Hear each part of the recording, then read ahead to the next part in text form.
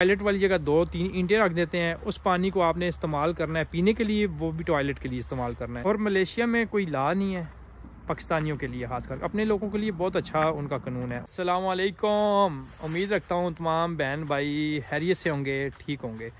मुझे एक भाई ने पर्सनली जो है ना मैसेज किया इनबॉक्स में, उन्होंने कहा मुझे विज़िट वीज़ा मिल रहा है मलेशिया का। तो इमरान भाई पता चला आप मलेशिया रहे थे, तो इसके मतलब आप मुझे एडवाइस दें। अब जो सही बात है, मैंने इसलिए ये वीडियो बनाना ज़रूरी समझी। इस वक्त जो पाकिस्तान के मौजूदा हालात बने हुए हैं, हर आदमी चाहता है कि मैं यहाँ से निकलूँ, लेकिन लोगों को ये नहीं पता होता कि मैं यहाँ से निकल के इससे बड़ी परेशानी में फंस जाऊँगा। जैसे मेरे साथ हुआ था 2010 में।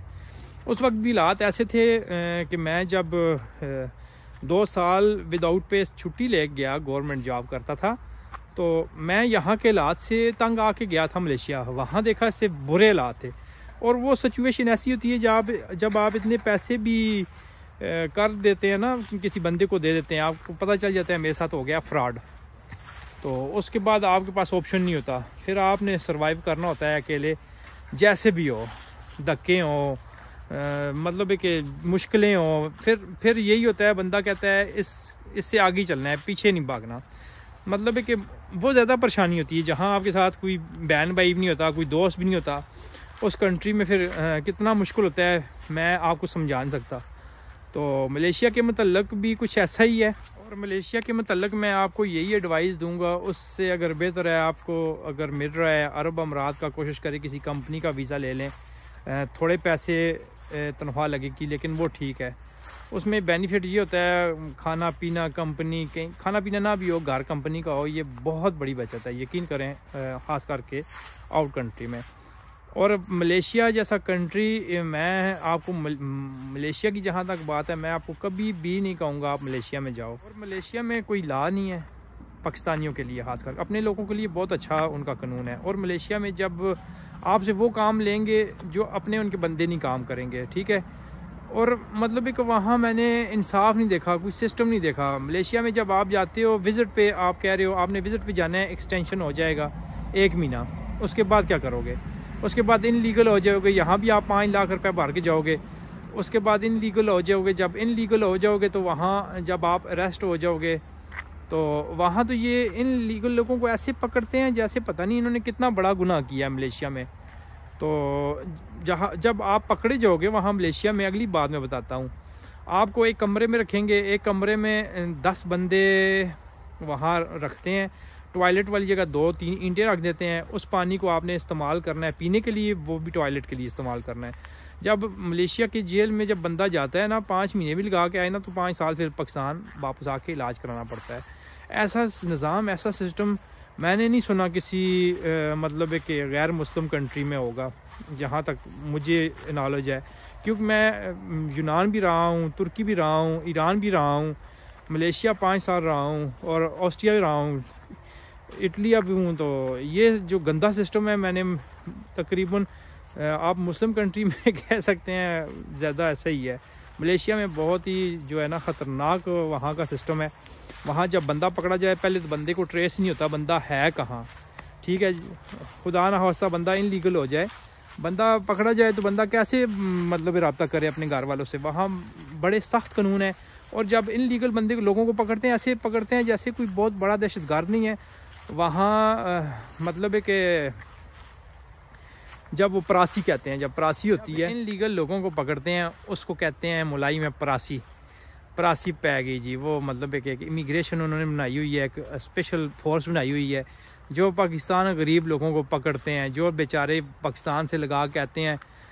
5-5, 6-6 लाख रुपया एजेंटों के हाथ चढ़ जाते हैं, जिनको ख्वाब दिखाते हैं वर्क परमिट के, वहाँ विज़िट पे ला के छोड़ देते हैं। और वहाँ आगे इतना मिसयूज़ होते हैं पाकिस्तानी, यहाँ से भी वो बेचारे इतनी इन्वेस्ट करते हैं, तो आगे जाके देखते हैं इनलीगल हो गए, फिर वहाँ आगे अपने जो रही कसर होती है पाकिस्तानी निकालते हैं।